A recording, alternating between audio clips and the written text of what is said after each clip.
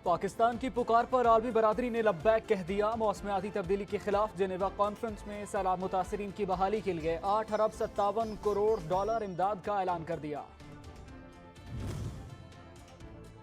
वज़ीर-ए-आज़म शहबाज शरीफ की जेनेवा में साइड लाइन मुलाकातें। बरतानिया के वज़ीर मुमलिकत बराए डेवलपमेंट से मिले। सैलाब ज़दगान की इमदाद पर इजहार तशक्कुर किया।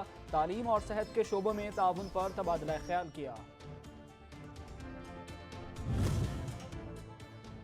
पाकिस्तान में बरतानवी हाई कमिश्नर क्रिश्चियन टर्नर की इमरान खान से मुलाकात। दो तरफा उमूर और बाहमी दिलचस्पी के मामलात पर तफसीली तबादला ख्याल। इंसानी हुकूक के तहफ़्फ़ुज़ पर भी बातचीत। माहौलियाती तगय्युर से पाकिस्तान को हुए नुकसानात पर भी गुफ्तगू की।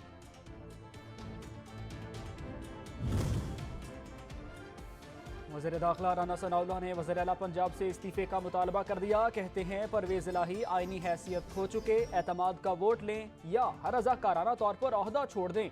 इनके पास नंबर गेम पूरी नहीं, इसलिए बहाने बनाकर काम चला रहे हैं।